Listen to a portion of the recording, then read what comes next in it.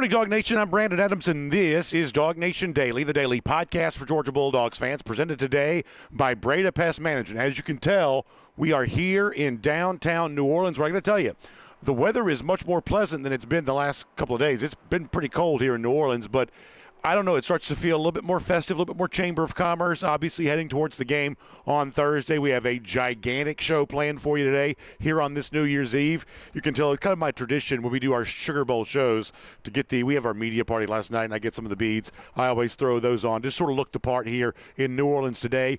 To my left, a very special guest that's going to join us here in just a minute. We're going to hear from Kirby Smart, who just spoke like 500 yards to my right a couple of moments ago. We'll hear that. Also, in the last 24 hours, Kirby Smart has expressed a concern that he perhaps has for his team heading to the Sugar Bowl. We'll talk about what that means. And on the opposite side of that, the folks at Ole Miss, maybe you feel like they've got some good news in their final stages of preparation, perhaps matching some good news that Georgia also thinks it's gotten on the injury front, too. And if that's not enough, the college football playoff quarterfinals begin tonight. Big full slate of bowl games here coming up. We are going to cover it all with you. But most importantly, getting ready for Ole Miss, Georgia, and the Rebels tomorrow in the Sugar Bowl. We're all about it here from New Orleans. So without any more hesitation, let's get ready to say that DawgNation Daily, the daily podcast for Georgia Bulldogs fans, presented today by Breda Pest Management, begins right now. Sugar Bowl Media Day. That's what it's all about, the Sugar Bowl Trophy. Looks like Georgia's getting ready to make their way in. Let's let talk to Christian Miller for a second. For me, just taking that burden of responsibility, knowing that I'm the head of the defense, but a lot of the young guys, they just want to come in and buy into that. Just the way we approach practice every day, it almost feels like deja vu to my freshman year when, we made a good run. It'll be a difficult frame here because, listen, I'm 6'2". To give you an idea of how tall Elias Williams is towering over me here right now. Really been impressed with your freshman season, Elijah Griffin, Georgia defensive lineman. But at the end of the day, I just want to be the best me that I can be. I don't want to compare myself to guys and Jalen Carter, they made their pass, and I just want to make my own. Let's see if we can make our way through. Georgia wide receiver Colby Young, how have you been able to recover so quickly? I'm just trusting the training staff, trusting the process every day. We've been having a great plan, and we excelled a little bit. We've been trying things, and my ankle's been feeling great, so we've been just going along that way. Look at Kirby Smart there at the podium. Make no mistake about it, you want to play well in these type games, you need good players, and good players play well. What kind of butterflies do you have in your stomach going into a start like that? Yeah, like I said, there was definitely some butterflies there, but once the ball snapped, I just knew it was just football. And really after this game, we played against Ole Miss early in the year. We kind of found our stride on defense, and I speak from my room, I feel like we progressed a lot. We try to be intentional in every single thing that we do to figure out ways that we can be better in the run game, and we take it very seriously. We don't mediocre with anything. We don't be lackadaisical with anything we do, because that's not the Georgia way. Especially you get like a good combo block or something, turn around, see them sprinting down the field, hyped up. It's been awesome.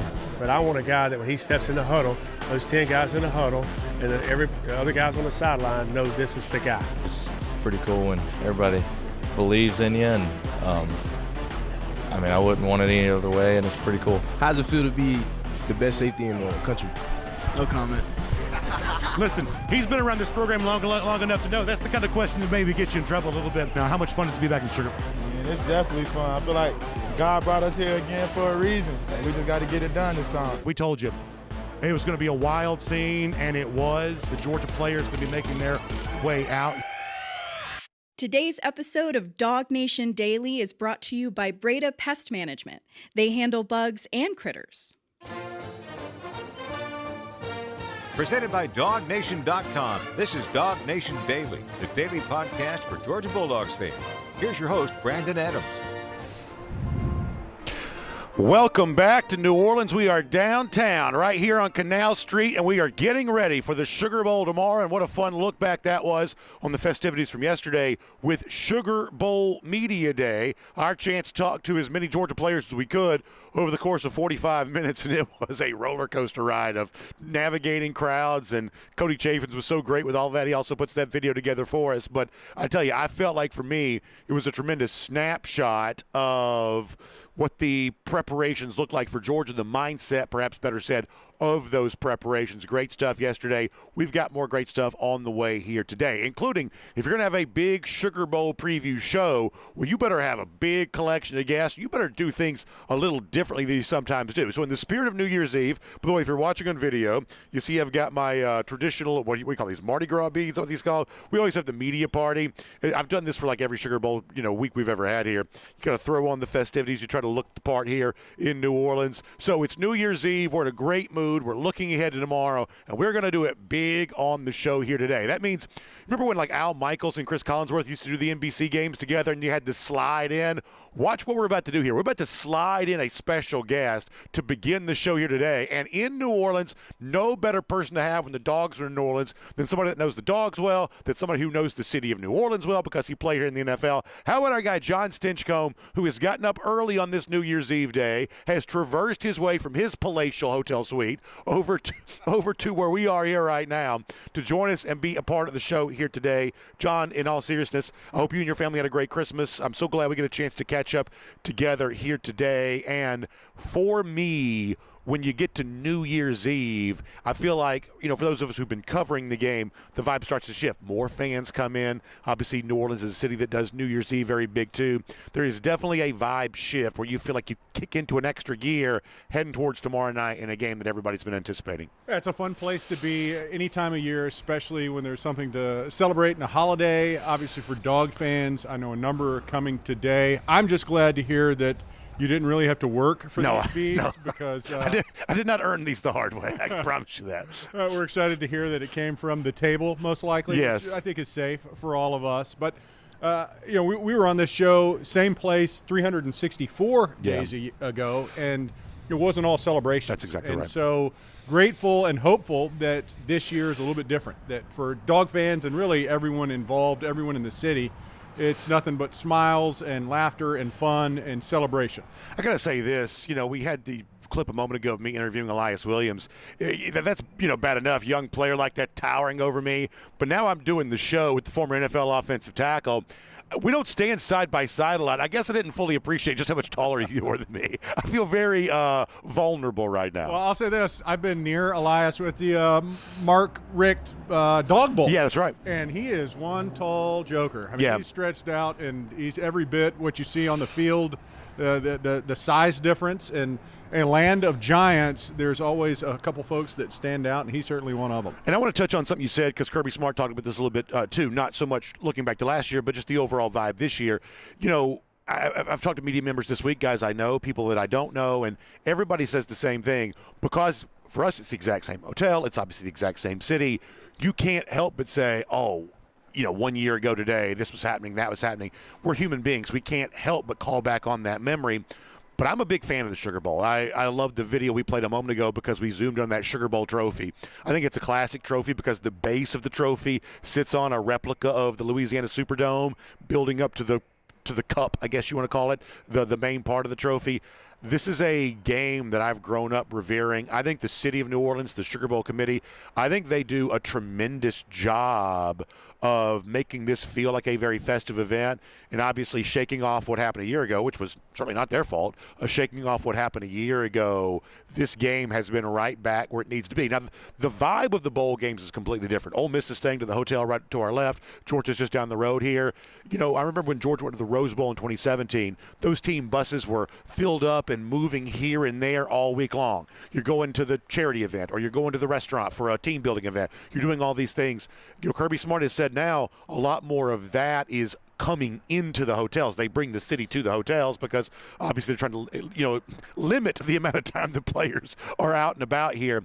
But this city does this game very well, and I'm happy to see it back on a big stage again. Totally agree. It's historical for fans, for the team. It's reduced, right? So you're not here for the full week like it used to be, the Sugar Bowl week where you get all the events that lead up to it.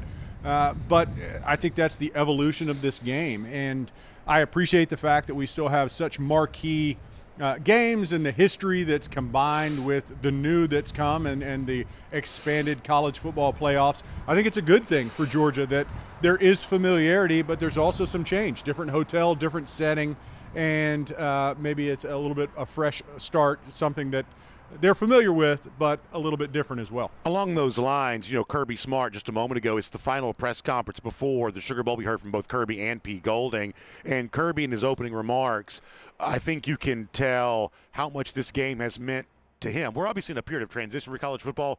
We don't really know what the future of the college football playoff is going to look like, but Kirby is someone who's always had great respect for the past. He understands the connection the SEC and Georgia in particular. After all, you can't spell sugar without UGA. He certainly understands the connection this program, this league has had with this bowl game, and he talked about that a moment ago.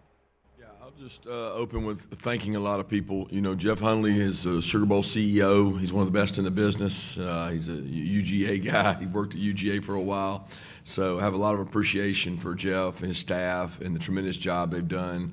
Just excited to get a chance to play an incredible team in Ole Miss.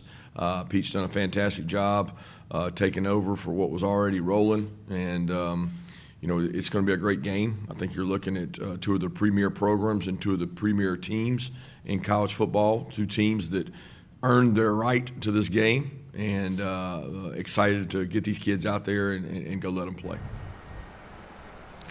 So if you want to see the rest of that press conference, including what Pete Golding said about stepping into a head coaching role for the first time, we actually ran that live this morning on our DawgNation video channels, including YouTube.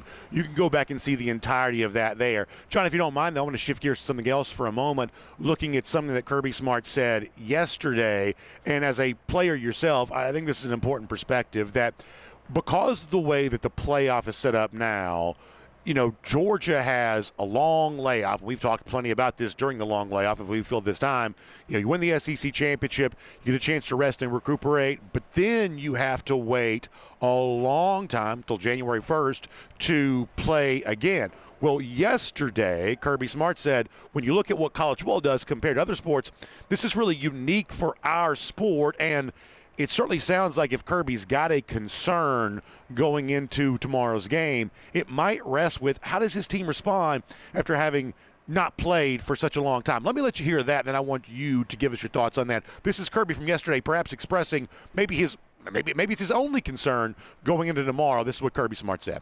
Well, game shape. You can run all you want, but you can't get in game shape until you play a football play. A football consists of sprinting 10 to 15 yards, tackling somebody, getting up, going back, do it again, repeat that. You don't do that in a layoff. You don't go tackle live and hit people and risk injury, especially this time of year. So your fundamentals, blocking, tackling, can deteriorate really quickly if you're just worried about being in shape.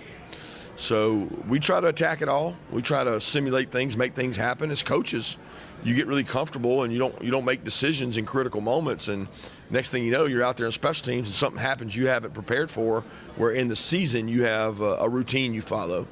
So there's things you try to simulate as best you can, but it is different to have. There's no sport where you have this long layoff. It's not a basketball, not football, not baseball, where you go from playing once to 25, 30 days playing again. So interesting to hear Kirby Smart say that as bluntly as he does. He's a big sports fan. He knows sports. He's watching the Braves. This is a guy that's paying attention to sports beyond just college football, at least as much as he has time to. And he says there is no other sport like this where you're essentially waiting a month to go back out and play again. And as someone who tries to manage every contingency, I'm certainly not trying to suggest that Kirby's panicked about this, but when he's that specific about a topic, I think we've been led to believe that must be a concern for him.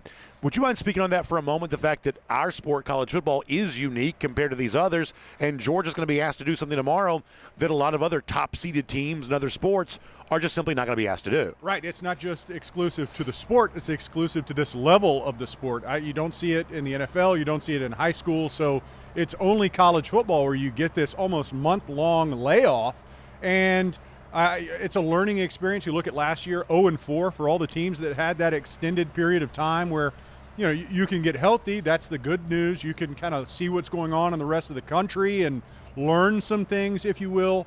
Take a deep breath. But also, Coach Smart hits on it. You cannot simulate a real game. And being prepared for that is the reason why you have preseason. You try to get up to speed, and those games against lesser opponents usually come at the beginning of the year, so that when it really matters, you're fresh and ready to roll. And because of this, I think Coach Smart and Georgia is as well prepared as anyone in the country for this scenario, having learned from last year and also recognizing what they need to do to get ready for tomorrow's game. So let me say two things about that and tell me if you agree. A, Kirby has said repeatedly that he does not believe that's why they lost last year. And the other teams that lost coming off their bye, these were also, it was a weird year for the college football playoff. We were putting, a lot of teams that probably didn't deserve top 4 seeds in that spot. All 4 of the teams that lost last year were point spread underdogs. So, A, I think that Kirby, if he was standing here, would say, that's not why we lost Notre Dame last year necessarily, but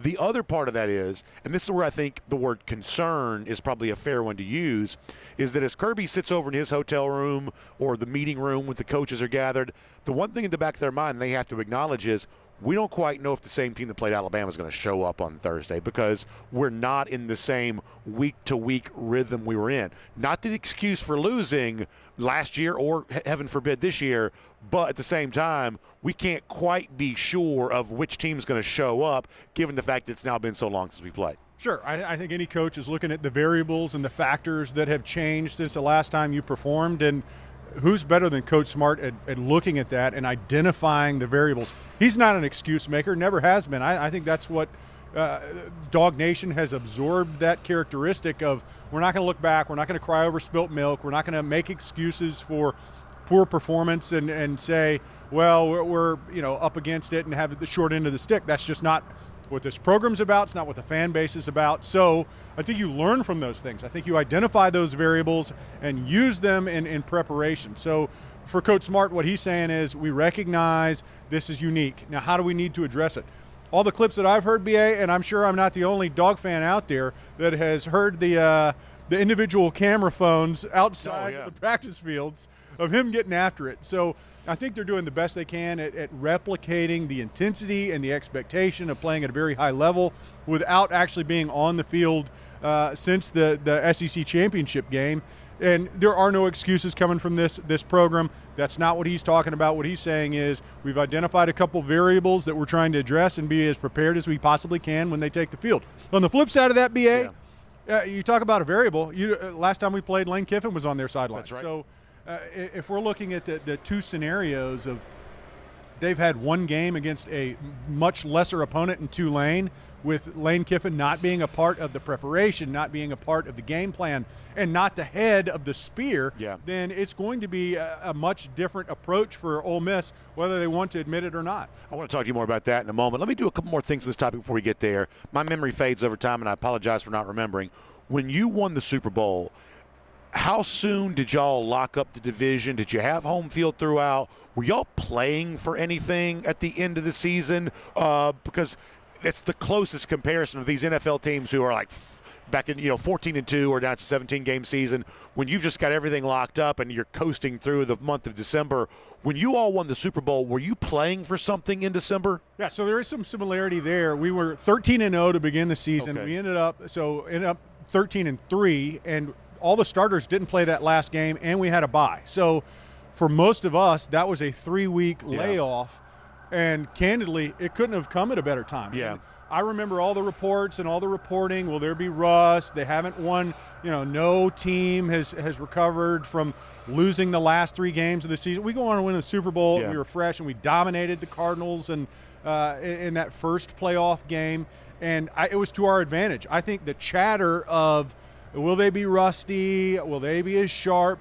Actually helped us to focus in on practice and say, we're going to prove that we haven't just been twiddling our thumbs for 3 weeks in preparation for this game, that we're going to be ready and go out there and perform. So if I were to restate, it sounds like you say as a player, your body was happy to have a little bit of rest. Yeah, I mean, this college season has been as long, if not longer, than any other that they've experienced. So with the exception of Alabama having the extra game, whether you call it the SEC game or last week's play-in game to get to this point in the college football playoffs, Georgia has played an entire full season worth of football. So everyone has their dings. Everyone's kind of beat up in varying degrees. So even for the players that didn't miss time, having a little time off to heal those aches and pains is very much welcomed, and I expect it to look a little bit faster, then play a little bit sharper, just because you feel better. I'll also say this, too, that, one way or another, and I'm not even sure I know how all of this is going to look in the future years, but there's more change coming, right? It doesn't feel like we're in a permanent CFP format. We may never have we may live our lives. John and I may be like 80 years old and gray. We may still be in a period of transition for college football, but for now it feels like we are. And if I were to extrapolate out from the clip we just heard from Kirby, right now, Ole Miss is on his mind, but looking ahead as someone who thinks of himself as a little bit of a caretaker for the future of college football, Kirby might want a playoff format that didn't.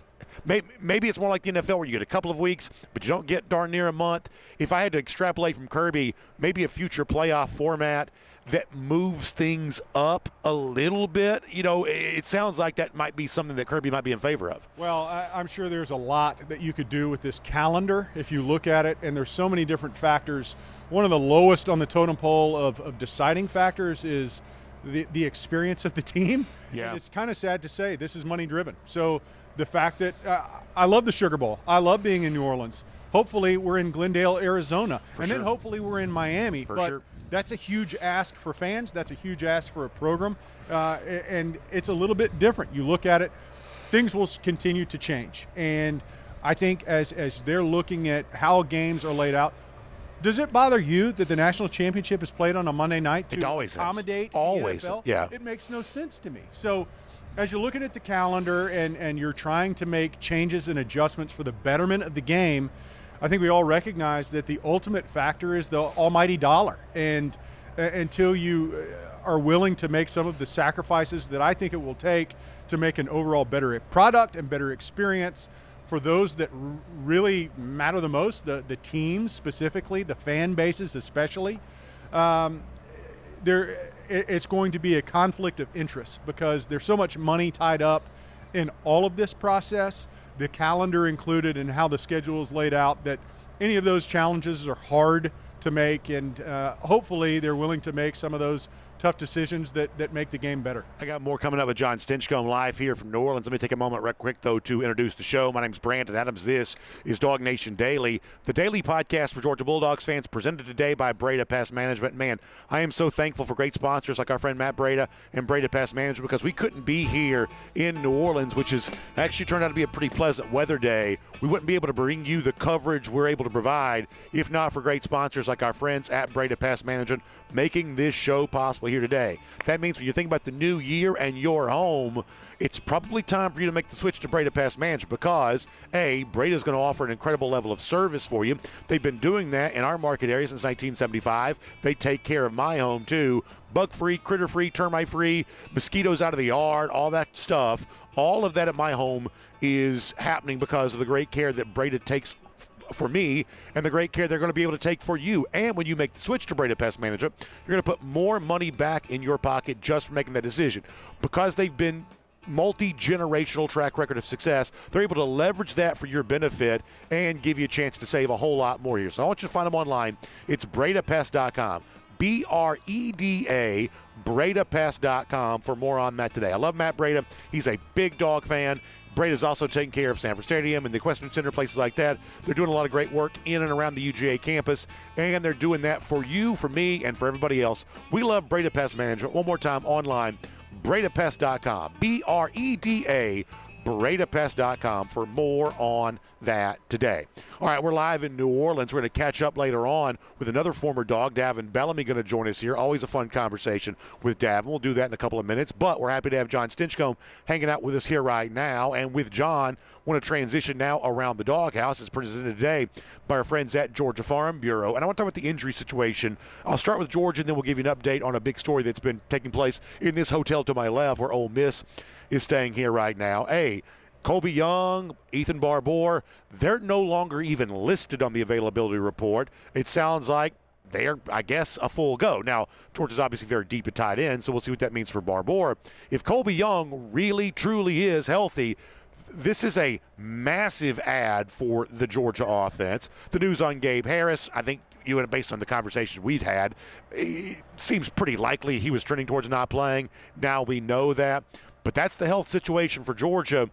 An additional wrinkle you might get from Ethan Barbour and perhaps one of your most dynamic playmakers back on the field. That could be big for UGA. Yeah, I think more than the Barbour, having any of your players back is a good thing. Having a young player back that was showing early promise in the season, obviously there's excitement there. Colby Young being back is a factor. That will impact this game. The expectation is not only is he a playmaker, one of the taller receivers that we have on the roster that was able to win those one-on-one battles, he's also one of our best blocking wide receivers out there. So it even improves our run game. A healthy Colby Young, a factor in this game, is a very much a positive note for Georgia. Losing Gabe Harris this week, that you're going to feel that. We'll see that impact just because of the performance that he had towards the end of the season. He's one of the guys that I think we all highlight and say he got so much better as the game went on. Each rep, each week, we saw improvement from him, and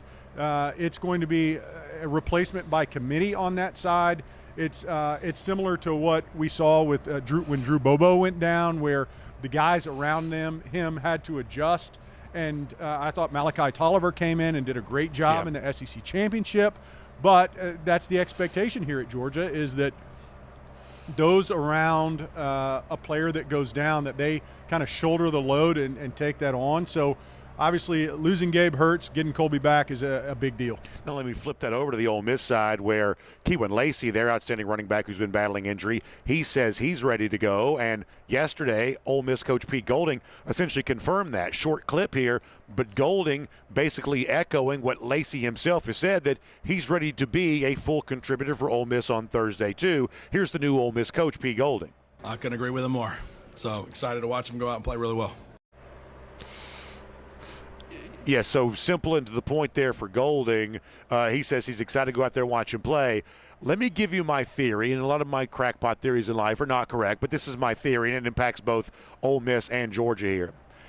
I think every player that we think is hurt is usually more hurt than we realize. Like, there are very few instances, maybe like Terrell Owens in the Super Bowl going back 20 years ago. For the most part, though, if we're like, is a player hurt or not? Is he a full contributor or not? They're always more hurt than the debate is pregame. So in the case of Colby Young, with all due respect to Colby, we talked to him yesterday, and he'd probably throw me off this balcony for saying this.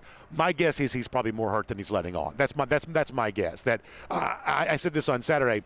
I have very, very small ambitions for Colby. I'd love one more catch. If you can give me just one more catch, that could change a game. That's the way that I feel. But I feel the same way about Kewan Lacey, too, that I'm glad he says he's ready to go. I'm glad Pete Golding says he's ready to go. It's a big deal for Ole Miss. This is the second leading rusher in the league. This is a guy that gets broken more tackles than anybody else in college football.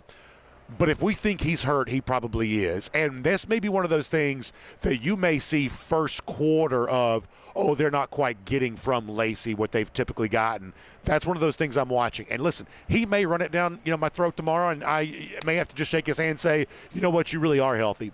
But we're debating if a player is hurt. My assumption, generally speaking, is they're always more hurt than they're letting on. I would say this. I think across the board, coaches and players, we muddy the waters. Mm-hmm. So whether it's a player that's more hurt than they're letting on, or the opposite of this player is dealing with a thumbnail scratch, and we're going to include him on the list to kind of throw a little red herring just sort of flood there. The zone of information. That's exactly right. Of letting you know that it's going to be hard to decipher who's really 100% or close to it, who's ready to contribute and who can't. So I think it goes both ways. I don't think it's always that they're more injured than they let on. I think many times it's a player that's like, oh, he's fine. We're just kind of limiting his reps because he's ready to go. But we want him on that sheet so that you can't really discern who's more hurt and who's, pretty much just fluff in the list. Got a couple more issues I want to address with you. Let me wrap up Around the Doghouse before we get there. Around the Doghouse today brought to you by our friends at Georgia Farm Bureau. We're outside of the great state of Georgia right now, but we still take our state pride with us everywhere we go, and I love Georgia Farm Bureau because they're just as proud of being in Georgia and from Georgia as we are. Their agents, claims adjusters, all their folks, in communities just like yours all across our state, taking care of folks. So when it comes to an important decision, who do I trust with my auto insurance, my home insurance, maybe life insurance? Who do I trust for that? Well, I would say think about friendly folks in Georgia just like you. When you pick up the phone, you've got a question, they're going to be ready to provide you a really good answer to that question. For a long time, Georgia Farm Bureau has been serving our agricultural community, and now they want to give that same level of support to you for all of your insurance needs. So give them a call, 877-404-1050. That's 877-404-1050, or online, gfbinsurance.com. That is gfbinsurance.com. All right, back here on DawgNation Daily, a couple more minutes with John Stinchcomb and a couple more issues I want to address. So yesterday was media day, and it's 45 minutes, and I'm walking around the microphone trying to interview as many players as I can. It's almost like one of those old game shows where you're going through the supermarket just trying to grab everything you can grab. This is basically what we're trying to do. We're trying to get 2 or 3 minutes with as many players as possible.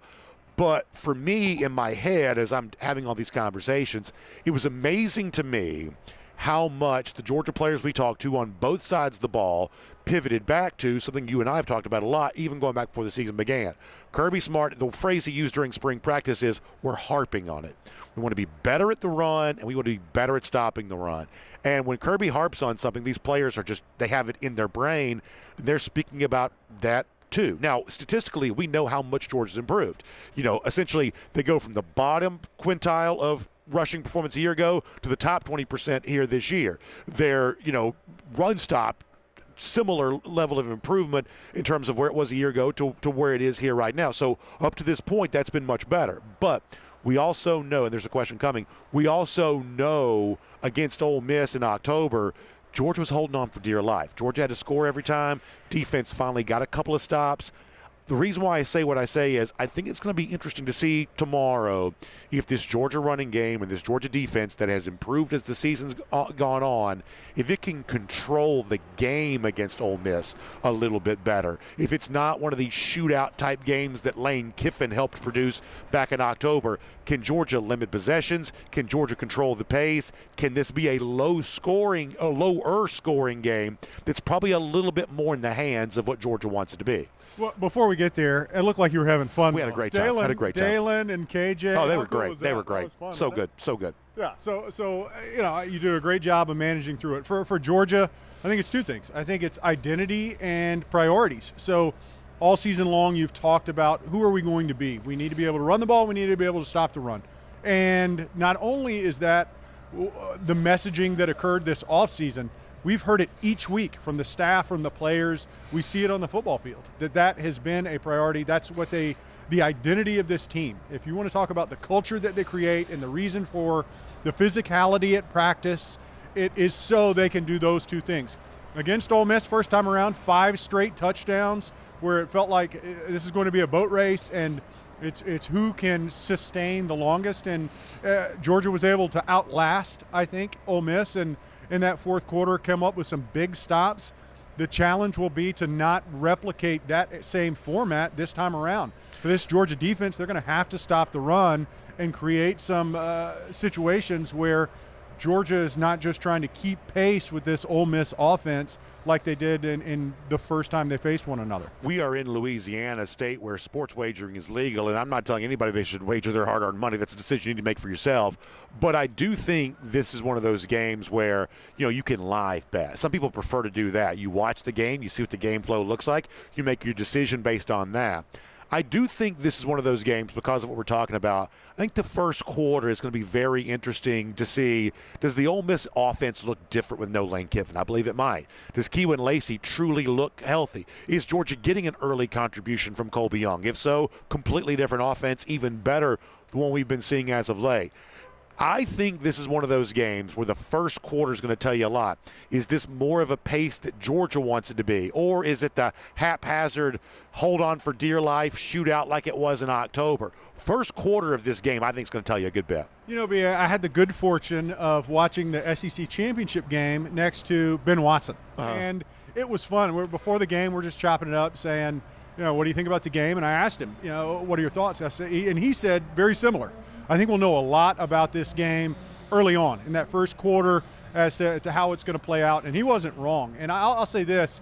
I think, based on what we've seen all season, is we'll know more about the opponent than what we'll know about Georgia, because Georgia has taken some heavy swings in the first half and the first quarter of most of the games this year, and they don't go away. They're hard to kill, hard to die. Whatever that saying is, what's it saying?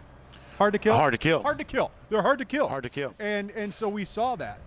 So what we saw from Alabama is they got hit in the mouth early in the SEC championship game and weren't able to respond the way Georgia has multiple times this season. So I think we'll know a lot about Ole Miss and what they're able to do this game early in the first half, first quarter.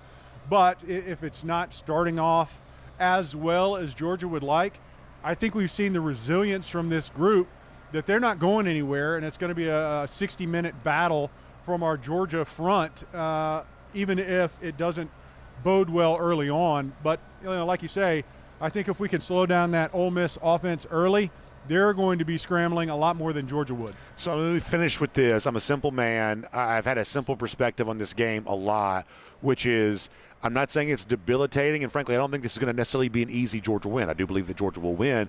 I don't necessarily think it's going to be easy, but I do believe that Ole Miss is going to miss Lane Kiffin. Otherwise, what's the point of paying him $13 million, which is what LSU's paying him? But if he's not, if his absence isn't felt when he's not coaching, then why is he getting paid so much money? Also, last week we're led to believe, and I can't remember if you and I talked about this or not. Last week we're led to believe that all the Ole Miss coaches that are going to work at LSU but have come back to prepare for the college football playoff last week, not being a game week, those guys were all in Baton Rouge. And transfer portal's about to open. LSU's trying to put a roster together. If you saw their bowl game, goodness knows they need more players. They were probably burning the candle at both ends in Baton Rouge last week. Now they're back in Oxford for a minute and New Orleans right now. I think all of that double duty for so many assistants, no Lane Kiffin. I know Charlie Weiss Jr. is still calling the plays. Supposedly he was their play caller. I get all of that. But I do think the coaching situation has to be a little bit of a negative impact for Ole Miss. If it's not, then why are you paying these people millions of dollars? Right. I think that's a great point. I've talked about it with my brother in saying, are we going to have to pay these coaches and the assistant coach and the coordinator because they're so great, and also the players these high exorbitant amounts? You think about Duke paying their quarterback $4+ million, some rumors up to $8 million for what? Is it that impactful? So of course it's going to make a difference that Lane Kiffin's not in the building and leading the entire team, the entire prep from the other coaches and the players. And it's going to absolutely matter that many of the assistants are double dipping, if you will, and trying to prepare for LSU and their next chapter, while also trying to be as prepared as you can be for a Georgia football team that's as dangerous as any in the country right now. That's got to be a very challenging proposition for anyone. And I'm grateful that Georgia is singularly focused. Our entire staff, which was not expected. I kind of felt like there might be a number of Glenn Schumans that could potentially go to another position and possibly have their attention divided. So what a good fortune for Georgia that their only focus is beating Ole Miss right now, and half the building, or so it seems or feels, is divided and split and trying to fill in new roles. Great stuff, John. I can't tell you much. I appreciate you coming over and being with us here today. I hope you and your family have a great New Year's Eve. I hope we all have a great New Year's Day, because that means it concludes with the Georgia win. But it's a pleasure to speak to you here from New Orleans, a city that you know very well, as a part of DawgNation Daily presented by Breda Pest Management. So Happy New Year. Thanks for your time. I appreciate being on the show today. Enjoyed it always. Go Dogs. I love it from John Stinchcomb to hear that in person for change. That's always great stuff. And with that, we'll roll on and do an SEC through. Let's take a look around the rest of the league. This is SEC Through. Yeah, I mean, how great is John Stinchcomb here today to have him in person, a guy that, as I said, played his NFL career here in New Orleans, won a Sugar Bowl as a part of his time with the Georgia Bulldogs, and certainly very, very plugged into what Georgia's trying to do today, tomorrow. that is incredible. Also, we got special guests coming up again, too. We'll connect with Davin Bellamy before we're done here in just a couple of minutes. That is going to be really fun as well. But prior to that, and before we do our SEC through, let me also give a shout-out to our friends at Pella Window and Door of Georgia. You know, I'm standing here in New Orleans. I'm looking at our hotel. There are big windows, the big kind of smoky glass windows all the way up in this huge hotel here in New Orleans, and I'm thinking about your windows for your home, because there may be no better way for you to upgrade your home here in 2026 than with some unbelievable windows. And windows, one of those things that you might not think a lot about, but when you investigate what Pella has going on, you're going to find out that the technology they have is really pretty cool. You want to impress your friends when they come over. You want to have an experience that makes people realize, oh, these people take great care of their home. They have a gorgeous home. And it's decisions like the kinds of windows that you put in, they're going to go a long way towards demonstrating that. In many cases, like the blinds and the shades built into the window. It's also going to make your home feel better. Everybody wants to be cozy and comfortable this time of year. We got winter with us for a while. It's been a lot of winter in Georgia, I think, the last few days. Well, our friends at Pella are going to help you stay as comfortable as you can during this time of year and save you some money on your energy bills in the process. So check out online, PellaGA.com/DawgNation. That's PellaGA.com/DawgNation. You can also give them a call, 678-638-1429. One more time, that's 678-638-1429. Pella Window and Door of Georgia is going beyond. We're so happy to have them as a part of DawgNation Daily as we roll into our SEC through right now. And a couple of stories before we get Davin Bellamy here in a moment. First of all, we saw another SEC team lose in bowl action last night. Tennessee loses to Illinois. I was reminded of the bowl win that Illinois got last year against South Carolina. Now, we know whether it be this game for Tennessee, Missouri, LSU, some of these SEC teams that have lost, this becomes fodder for the SEC critics to say what they're going to say. And while I'm always going to be a bit of an SEC defender, this is my league, this is my part of the country, this is a region I'm very proud to be from. I'm very, very proud to be from the South.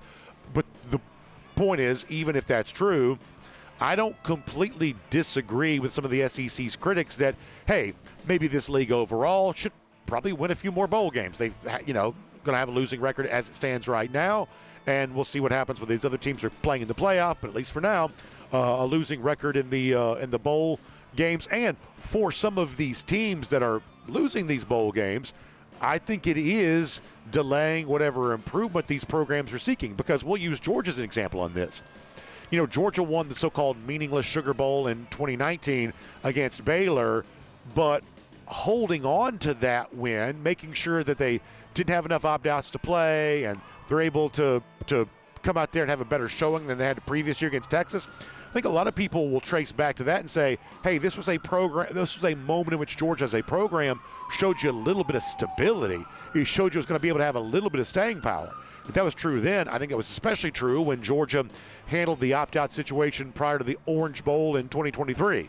The embarrassment for Florida State, they lose 63-3. Georgia was much more ready to play that game. I think that program stability for Georgia has been a really valuable thing. And like I mentioned, South Carolina loses the bowl game last year at Illinois, and they completely fall apart, this season, not living up to their preseason ranking at all. So I do think there is some value in winning these bowl games, even though they're technically meaningless and you're mostly playing with a different collection of players you play with during the regular season. Probably not a bad idea to try to win a few more of these. The SEC should probably consider doing that. Now, speaking of bowls, we do roll in tonight the first of our 4 quarterfinal games. We'll have 3 of those tomorrow. But tonight it begins with Miami and Ohio State. And boy, what a way to kick all of this off. This is obviously, if Georgia can win, this will be Georgia's opponent in the Fiesta Bowl next week. And I think a pretty fascinating clash of styles here, or contrast in personalities when it comes to teams. Ohio State's the reigning national champion. They have thrived on this stage. Miami, you can make a case that the playoff win they got against Texas A&M, this is the biggest win that program's gotten in 20 years. So obviously there's a team in this game that's got a lot more recent success than what Miami's had. But at the same time, I think there's also at least some belief here that because Ohio State, it's been winning games, but not necessarily dominant. Offensively, they're nowhere near what they were a year ago. that the Hurricanes do have a chance. It's actually a fairly big point spread. I think my initial thought on this, and to the extent I've got a prediction on this, feels like too many points. I do expect Miami to keep it closer than experts are thinking here tonight, and what a way to settle in and enjoy some football on New Year's Eve, leading into a triple header of playoff games tomorrow, culminating with Georgia and Ole Miss in the Sugar Bowl late tomorrow night. So we're looking forward to all of that, and we'll make that your SEC through. And speaking of the Sugar Bowl and speaking of getting ready for Georgia and Ole Miss, obviously a guy that we always lean on for conversation about this is our guy Davin Bellamy. Davin's going to join us here right now. Davin, we're happy to have you today on DawgNation Daily, presented by Breda Pest Management. I hope you had a great Christmas. I hope that you're ready to go for the CFP. I'm sure that you are. The wait is almost over. We finally get our chance here to see Georgia and Ole Miss coming up here pretty soon. Yes, sir, man. And, happy holidays to all the dogs out there. And it's been about a month off, man, so I'm ready to see some ball. Yeah, no doubt about it. So yesterday we have media day. People like me with microphones going through the room, trying to interview as many guys as we can. I can remember years ago when you were one of the players sitting at that table and we're trying to run around and talk to you. As a player, what's it like to be on the other side of that? Whether, it's a CFP game like your Rose Bowl, the national championship, whatever else, when you got all those cameras and all those lights and all those microphones, and it's just one of those things of, I'm sure everybody on the team is trying not to say the wrong thing because, Kirby's going to get on you if you do. And obviously these Georgia players are all, very well trained in terms of presenting themselves in the best way possible and the team in the best light possible. But getting a chance to be on the player side of what we all went through yesterday with Media Day, what's that like? You said it. I mean, these guys are trained well. They're always trained to say the right things. This moment right here is when kind of you let that little kid kind of just come back outside of you of this is everything that I dreamed that playing in a game like this would be. This is why I came to Georgia. It's so many cameras, so many media, attention. And now during the social media time, you're getting so much followers, your page is getting so much traction. It just makes you very proudful that you chose the school that you chose because not only, are you getting a lot of media and nationwide, attention, but it's also like a pat, on the back. And these players don't get that a lot. And I can say that because I've been in that, program. It's always what you've done for me lately. It's always the next goal. This is just one of those times, man, where you can sit back and you say, you know what? I chose the right school. We have all the fame right now, but we also earned that through winning. And that's this time, just shows that, I'm here. We've won. It was tough. We won the SEC. It's been a hard practice. Coach Smart is so, hard on us, but right now I'm here and it was all worth it. So, I love that these guys are experiencing this. One of the other things we talked about compared to, like, say, when you're in the college football playoff, we don't see these team buses packed up, loaded up, and driving all over town the way we would have for you all in Pasadena. Back then, I remember y'all are going somewhere every 5 minutes, right? You were there for a full week. You're going to, like, the restaurant for the team meal. You're going to the charity events and the civic functions. You're going, all over the place. Some of the guys going to Disneyland. You have all this stuff going on. To hear Kirby tell it sounds like a lot of the stuff now, instead of the team getting out of the hotel and going somewhere, they're bringing it to the hotel.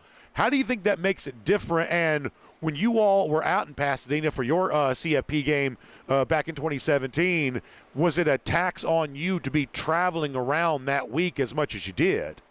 Yeah, man, the first thing they tell you on, away games is to stay off your legs. So you want to, just be laying down and moving around very, efficiently, not a lot of wasted steps.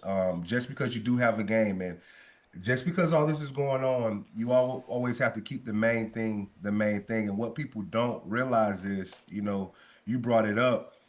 We were going to dinners. We had so many things to go to. Those little steps start, to add up. And you've walked probably over, 3 to 5 miles just by doing things very, casually. So, our team was like the lab rat, right? You want to figure out what's good, what's not good. to make the college football playoff better. But just speaking from, a kid being from, Atlanta, Georgia, and majority of those guys, we were like deer in the headlights being, in California with all these lights on us.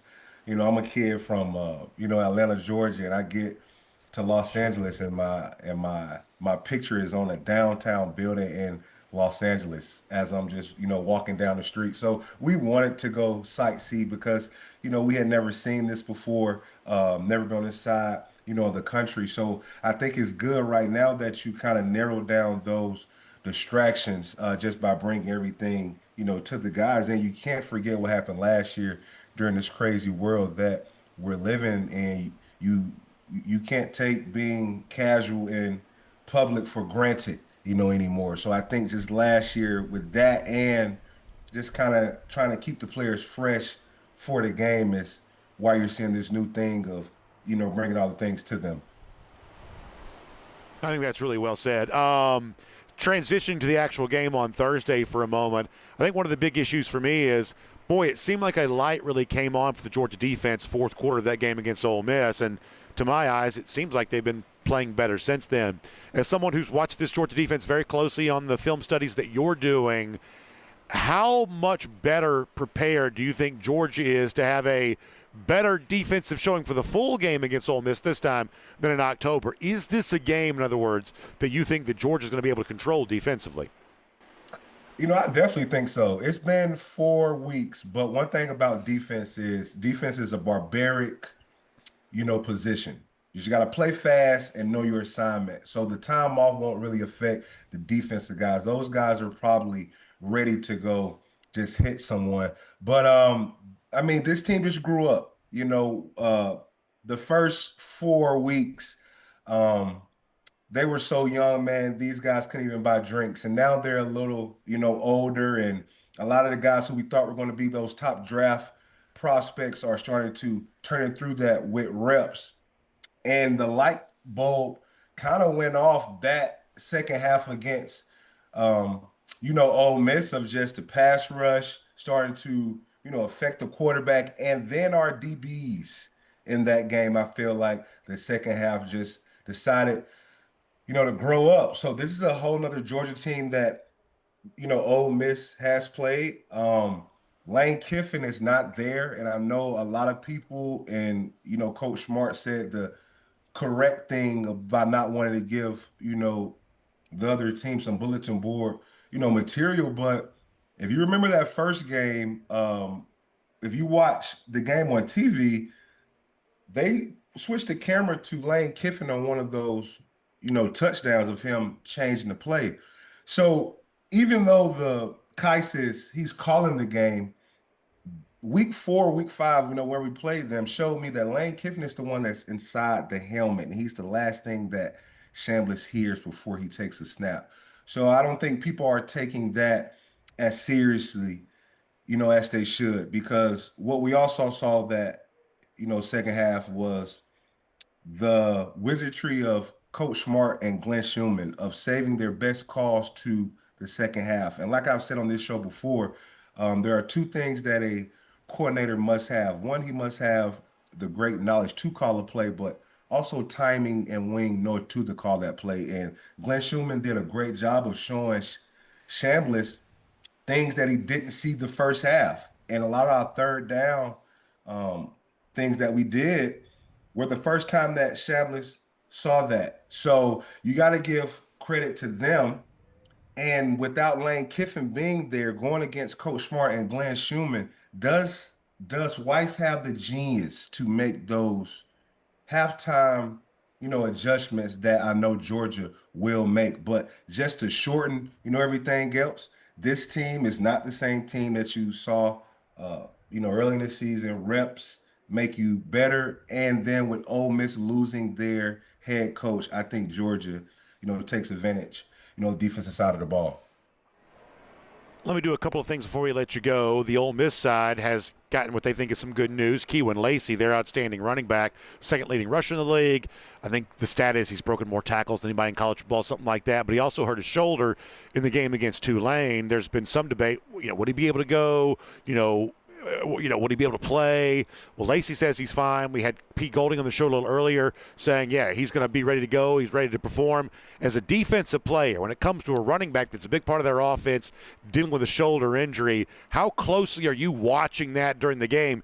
I mean, shoulders and running backs, how many times is he going to take a big blow to that thing on every time he carries the football? How closely are you watching that if you're in the game? Is this guy handling contact? Is this guy getting right back up when he gets a big hit? How closely are you paying attention to that if you're in a game like that against a running back that we're led to believe has been banged up?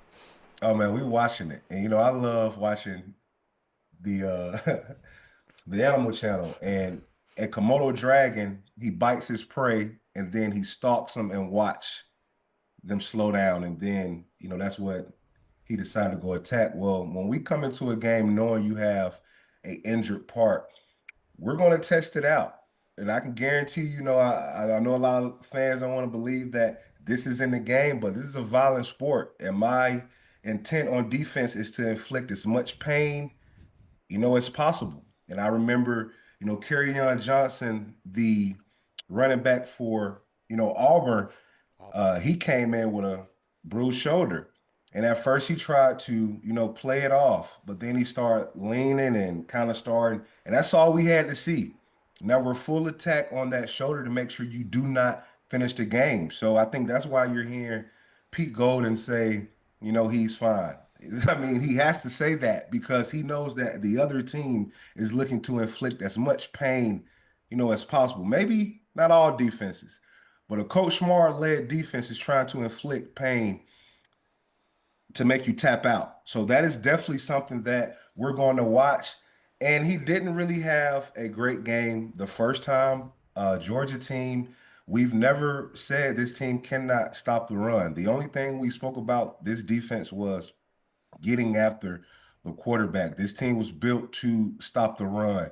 And since Lacey didn't have a crazy game against Georgia in the beginning of the season, now he has a bruised shoulder, more tread, on those tires, playing against a hyped up young defense that I'm pretty sure has been cooped up in that room, ready to go play.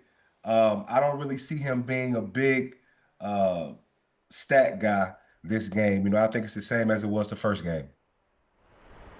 And I'll finish with this. I've talked a lot about Gabe Harris in recent weeks. We now know he's out. That means a lot of his responsibilities as defensive end is going to go to a guy like Joseph Jonah-Janye. It's also, I would say, extra responsibility for the outside linebackers, too. Quintavious Johnson's played very well as of late. You've got an Elo Mendoza you can mix in there. We may see, more of some of the young guys getting their chance to play. What do you think it means for Georgia at both defensive end and edge rushing outside linebacker with a guy like Harris, who's had, to my eyes, a very good season? The fact that he's not playing, we now know that for sure. A lot of additional responsibilities for some younger, somewhat less experienced guys, but also plenty of talent over there too. Well, man, we've done a great job of getting young guys, ready. Playing Georgia, especially playing that front seven, what Gabe, plays. You have to play all positions. So all those guys who play that defensive end / hybrid role can play multiple, positions. And we use our linebackers, who are probably our best pass rushers on third down, when we create these, alignments where the running back has to block the inside backer, CJ Allen, Wilson, and they usually get a lot of our sacks. But one thing about, Gabe is, he just blows it up. He plays so hard and plays so fast that he's just a disruption. And he may not make the play all the time, or he may not make the sack, but the way he plays the game, it makes everybody else's job a lot easier, because he blows the play up, and then the rest of the guys are just waiting to come, play, and clean it up. So he's definitely, a tough loss. But as you can see this year, Quinn Johnson's been playing well for us.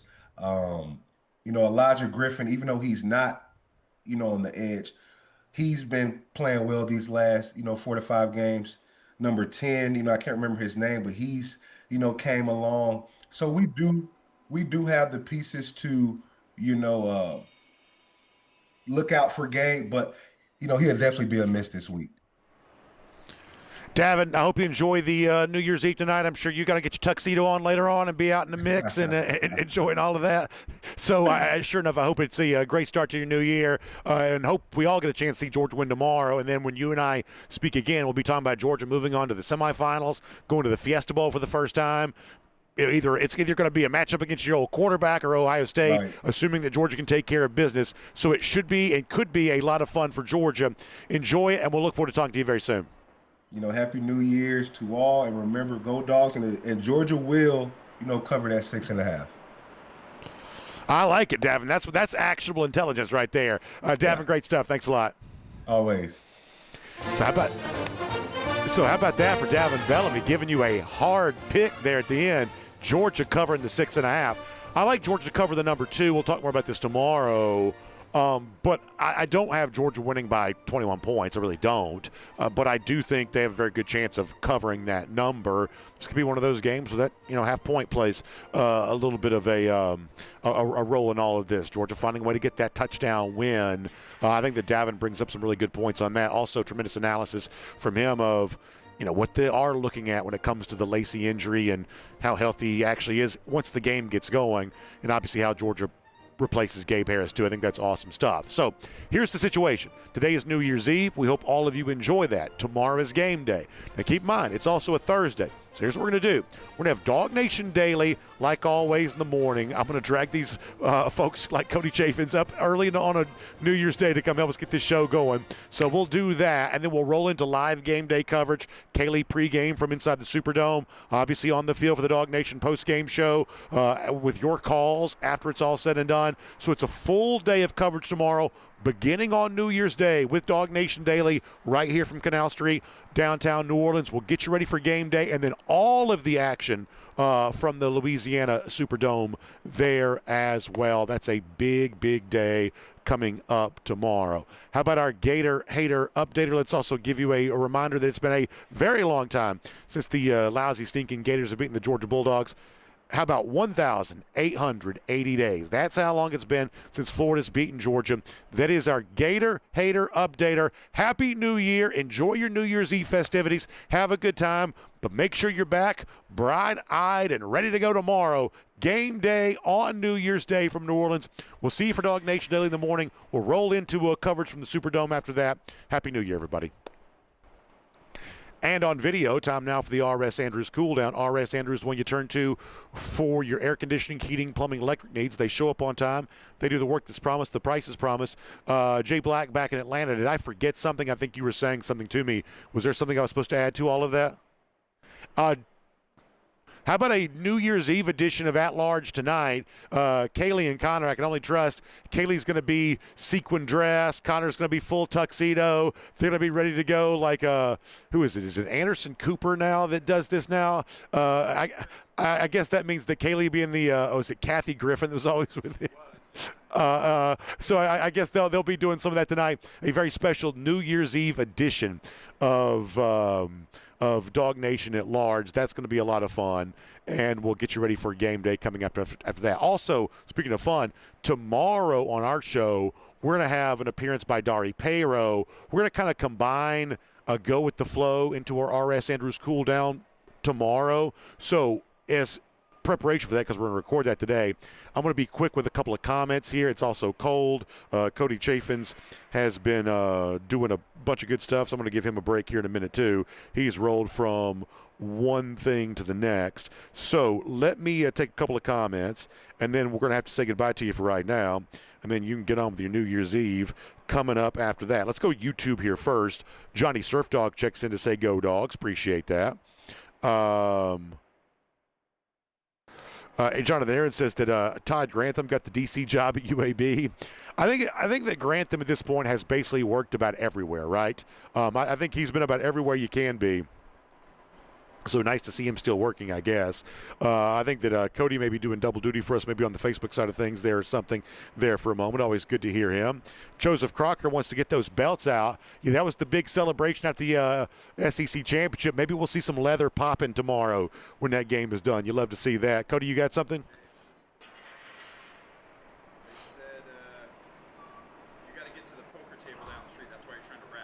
That's exactly right. Yeah, we're going to wrap this up, and we're going to get over to the casino again. We've spent a little bit of time in the casino this week. The truth is I actually haven't placed a wager the entire time I've been here, but maybe we'll get something in on one of these games tonight. I think I like Miami plus the points because it's like, 9.5? I think I like that enough to maybe put a wager on that. I think that Miami's going to win. I'm assuming that Ohio State will probably still win. But, I mean, it's not like Ohio State's been running away from people. I think I probably like Miami plus the points enough to make a wager on that. And obviously I do like Georgia minus 6.5. I don't think they're going to win by 21 points necessarily, but I do like Georgia minus the points. Maybe we make a couple of those wagers here on this New Year's Eve. Anything else? So Philip Jordan Wells and Jennifer Stevenson Fleming arguing about who's got the best beignets, Cafe Du Monde or Cafe Beignet. Now, so we do have Cafe Beignet. So honestly, like the Cafe Beignets are everywhere. And I haven't actually had one of those. There's this place called Hot Benny's down the road here that's pretty good, but they're never open. I honestly don't understand like what that is. If they're not, the business is not closed, but the store is never open. They just don't stay open at night. Cafe Du Monde is sort of the classic. It's right over there next to Jackson Square, at least the main location, the original location. And they're open 24 hours. I like that because they have the classic, is it chicory coffee? Is that what it's called? They have the sort of classic New Orleans coffee that goes with it. So y'all know me. I'm a traditionalist. I like the Cafe Du Monde. Also, I have my very nice Georgia pullover on. Before today is done, to go along with my beads, I'm going to have Cafe Du Monde powdered sugar just covering me from like pillar to post. That's going to be certainly going on here. Spencer Clark says BA is straight balling in New Orleans. I don't know about straight balling. I may not be doing that. But we are having ourselves a good time, and it's fun to see. And I'm looking forward to seeing, because I know for a fact a lot more Georgia fans are coming in today. Looking forward to seeing a lot more Georgia fans here and getting ready to go for really fun one. Let me do a couple of more here at DawgNation.com, and then we'll wrap up. And we'll try to do longer chat tomorrow if we can. But we got 85 things going on here right now. Heard a Stinchcomb on the street below us as we were doing the show today. It lets it look like a lot more red and black. You come on camera if you want to. No, Cody says he doesn't want to come on. I'm not camera ready. He's not camera ready. DT, by the way, likes Cafe Du Monde. I mean, I don't know if it's the very best beignets, but it's just the most, especially today, it's semi-nice weather. You know, Cafe Du Monde's kind of open air. I think that's good. Like the Hot Benny's next to Caesars, this is not an ad, but they really are pretty good. But I swear, we've walked by there, 4 or 5 times, and it's not been open any of the times we've walked by. I really don't understand what that is. West GA Dog Fan says no red and black beads. These are, I guess, the traditional Mardi Gras colors, right? That's what this is? It does look LSU-ish, I guess, but these are like the Mardi Gras colors. It's also just the stuff they give out at the party. Yeah, they're selling the Georgia one somewhere, but you got to pay a little more for that. Somebody, Wendell Brewer. Yeah, I'm sure there's some street vendor that's got the traditional Georgia beads, but that would require me going to my own wallet for it, and I don't think I'm going to be doing that. Folks talking about security tonight. I tell you, we were on Bourbon Street last night. It is locked down. Well, National Guard is and I'll be a little bit more serious about this. I was pretty curious about what that was going to look like, and unfortunately, it's just a bad memory for all of us because, I mean, so where I'm standing right now, it literally happened 2 blocks from here. I mean, we're like right where it happened a year ago. In fact, we weren't able to do the show standing out here last year because the police vehicles were they were been in the background. I mean, you would have not been able to avoid showing that on camera, and obviously we didn't want to do that. It was a very serious thing. The roadblocks and the protection much more substantial. The police presence, in a good way, I think was much more robust. We were out on Bourbon Street a good bit last night, and I think that's a good thing. I think this city clearly wants to have a strong show of force.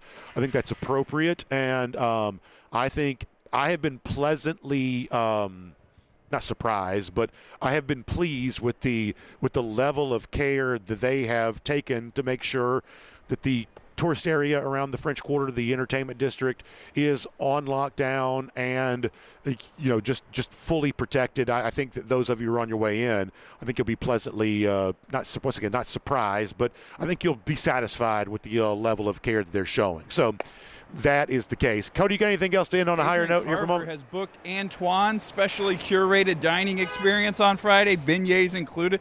Adrian, we are staying here if you got an extra spot or two. That sounds pretty good. Yeah, that sounds like some really good stuff. Let me get one more on DawgNation.com as well.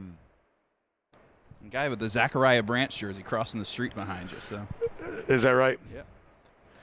DT says, listen, I had to do no work to get these beads. I just literally just scooped them up off the table. But it was fun. So, not the debaucherous way that you think of. So, for our media party, we're on the architecture around here is obviously the elevated balconies. And so we're throwing those to the crowd last night and having a good time doing that. So it's always a nice thing. Senior Dog 54 recommends, I believe, a musical act for me to see. I'll check that out. That's great. UGA Marine also asked about predictions for tonight's games. I don't know that I have a lot of predictions for the other bowl games. I'll give you my playoff thoughts real quick, and we'll do official picks tomorrow. I kind of like Miami plus the points. I like Georgia. I tell you who I'm a little suspicious of, and this is not an official pick for me. It's just something I'm thinking about right now. I'm a little suspicious of Oregon. I just don't know how battle-tested Oregon has been. I think there's a chance that Texas Tech wins this game. I really do. I think it's not an official pick yet, but I think there might be a chance that Texas Tech wins this game. And I do like Alabama against Indiana. As I've said about Indiana for a while, I wasn't there for the wedding. I'm not going to be there for the funeral. I have been a doubter of their ascension the entire time it's been going on. So therefore, I got to dance with the one that I brought. And for me, that's going against Indiana in this spot. So we'll talk more about that tomorrow. Let me go for right now, and we're going to have some fun here. So y'all check out RS Andrews online, rsandrews.com, air conditioning, heating, plumbing, electric needs. It's cold-ish right now, not as cold as it was, but when we're thinking about cold weather this winter, we're thinking about getting our heating systems tuned back up to factory fresh specs. Our friends at RS Andrews can help you do that, so please find them online, rsandrews.com. Happy New Year, Dog Nation. Enjoy your night tonight, but be ready to go tomorrow. DawgNation Daily from this spot, leading into full days with a game day coverage, and then very, very late tomorrow night, we'll be doing a DawgNation post-game call-in show, and hopefully we are dancing our way to Arizona after that. Keep a good thought. Enjoy the new year. We'll see you tomorrow back here for DawgNation Daily, presented by Breda Pest Management. Have a great day, everybody.